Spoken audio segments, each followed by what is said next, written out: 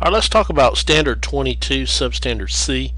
Explain Brown versus Board of Education and efforts to resist the decision. So that's two different things. We've got to explain Brown versus Board of Education and then the efforts to resist that decision. So our focus here is on Brown versus Board of Education, which is actually integration again, the integration of public schools. Just like Jackie Robinson was the integration of professional sports, and Harry Truman integrated the military and the U.S. government, Brown versus Board of Education is going to integrate schools. Okay, so the integration of schools is the element here. Brown versus Board of Education. Efforts to resist that is the third thing we have to do. Civil rights integration is the theme. Political and social interactions, conflict and compromise. Those are themes here. If you recall, we talked about Plessy versus Ferguson in 1896. And we talked about how Homer Plessy got on a train and he was arrested because he was 1/8 African American. An octoroon was what they called it at the time, and that he fought his case all the way to the Supreme Court, saying that segregation was unconstitutional because it violated the 14th Amendment, equal protection of the law. In that case, the court in 1896 established a doctrine of separate but equal, allowed segregation, and said that you could have separate facilities in the public for African Americans and whites as long as they got equal service. So we talked about this before.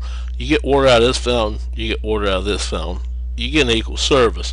However, it is separate. You see white and colored, and that was a separate but equal doctrine that we talked about. In this court, Plessy versus Ferguson allowed segregation and Jim Crow laws to expand all over the South.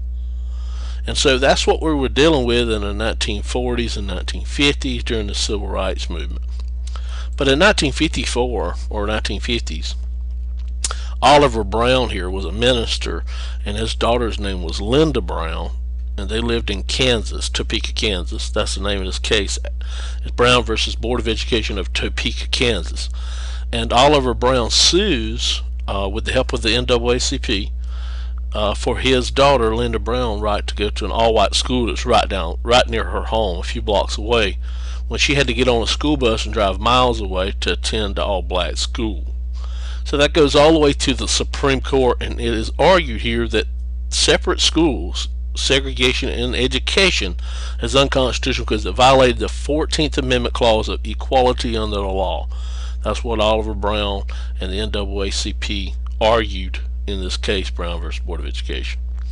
In 1954, in the Earl Warren Court, which is considered liberal, a 9-0 unanimous decision overturns the Plessy versus Ferguson decision and says nope, separate is not equal. Separate educational facilities for children in schools are inherently unequal. So it says that they're unequal because it was proven that, for white schools, they got more money, their textbooks were replaced more often, and African American schools, they were not. That was not the case. Less than half the amount per student was spent.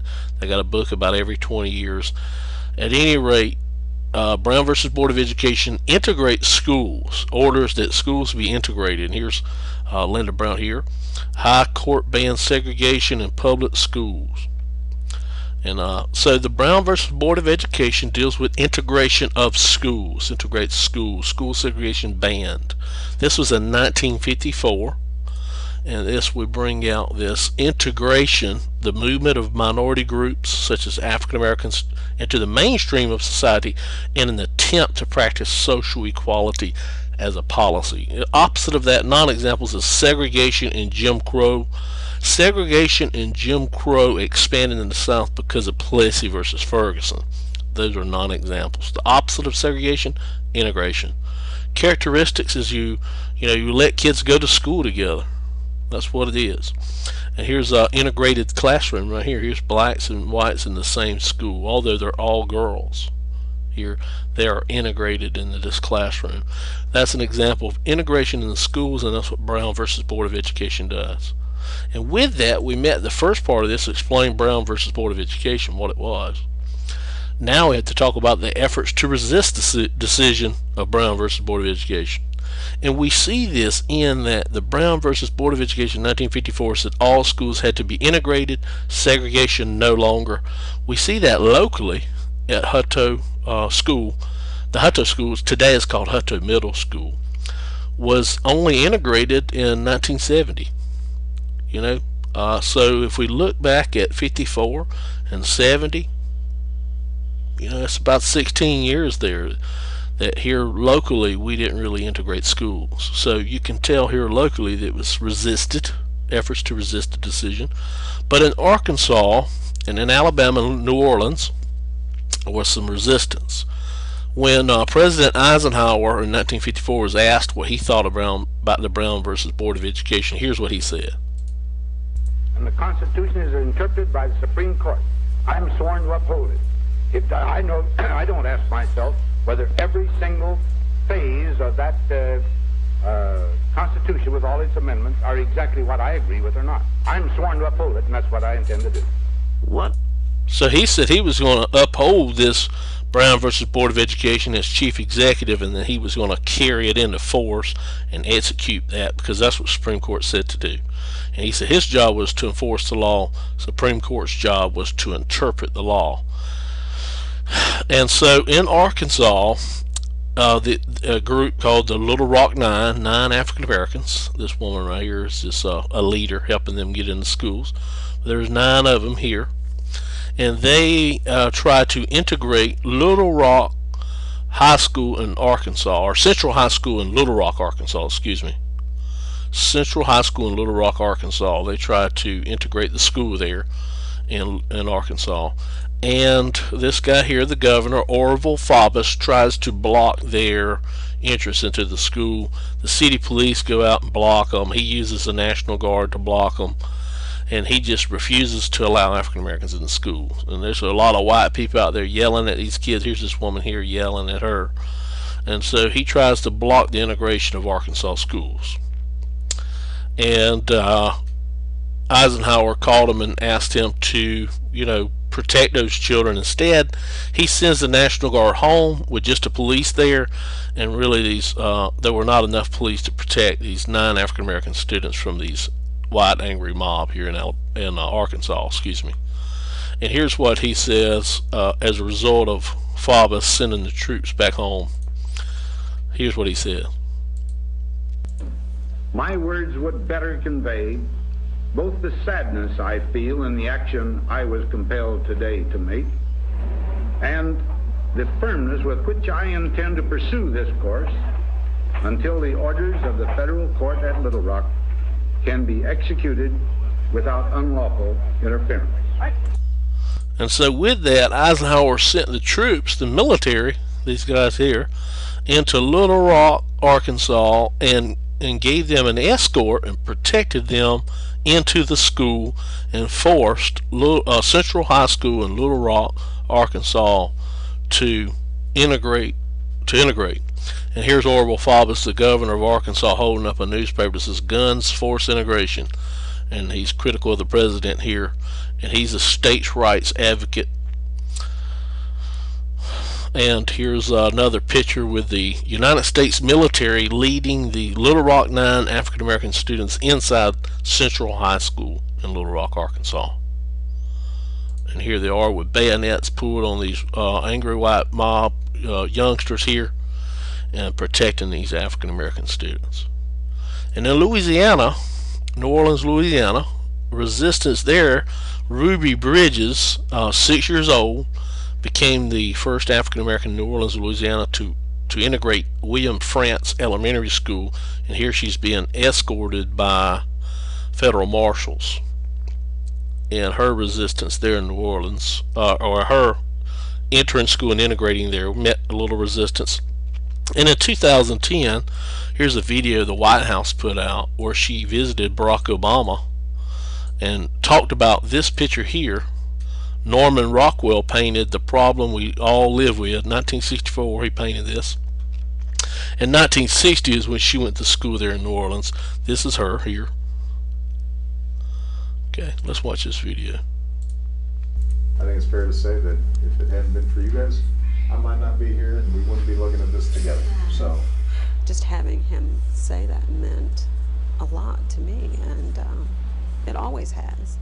But to be standing shoulder to shoulder with history and viewing history is just once in a lifetime.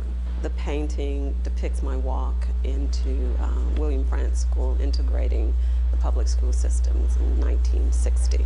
Can you still put your head back into these terms? Absolutely. You can still kind of go back there? Yes, and I do every day.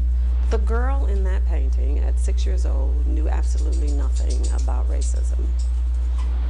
I was going to school that day, but the lesson that I took away that year in an empty school building was that none of us know anything about disliking one another when we come into the world. It is something that's passed on to us. So every time I see that, I think about the fact that I was an innocent child that knew absolutely nothing about what was happening that day, but that I learned a very valuable lesson, and that is that we should never look at a person and judge them by the color of their skin.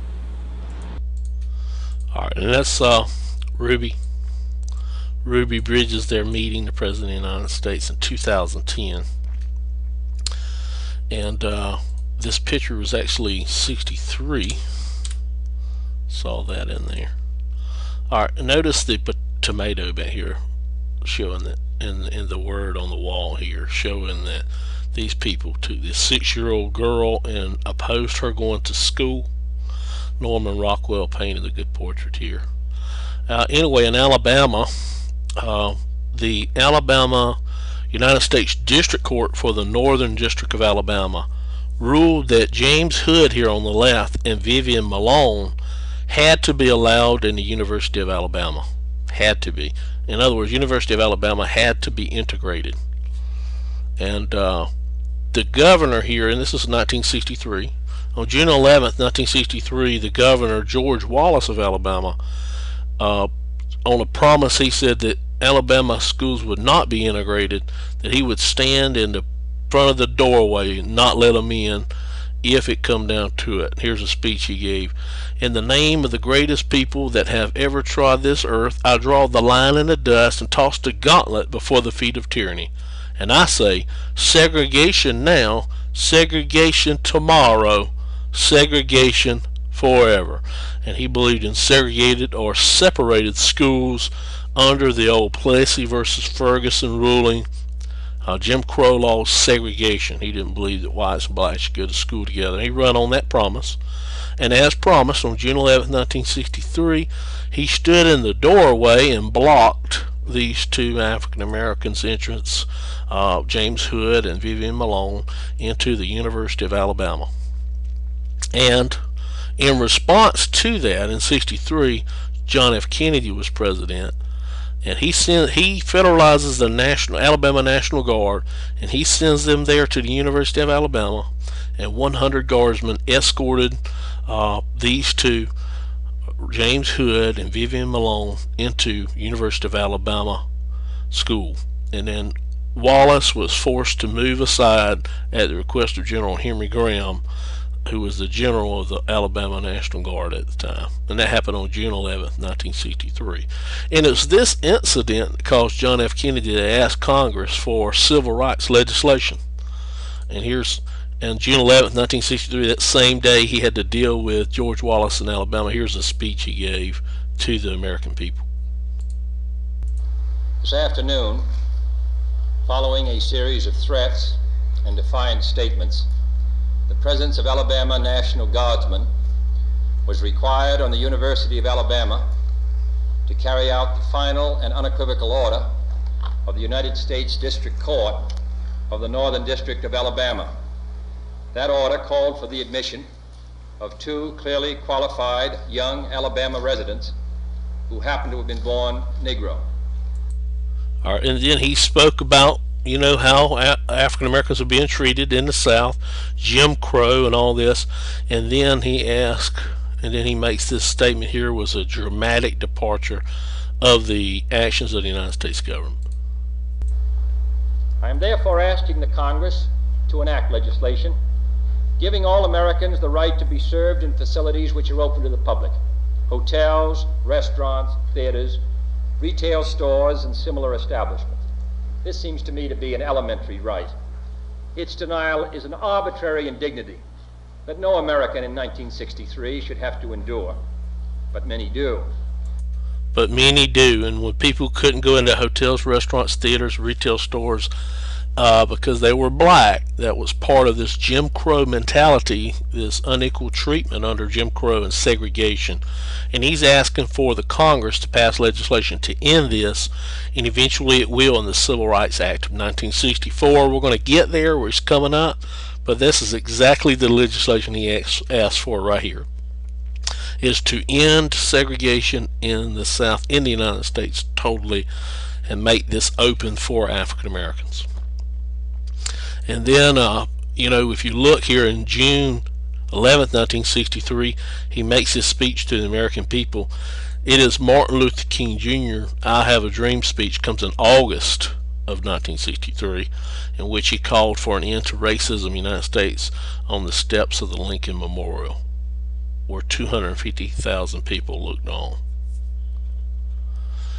And that's the end of our standard. Let's see if we did what we were supposed to do. Explain Brown versus Board of Education. We did that. And efforts to resist the decision.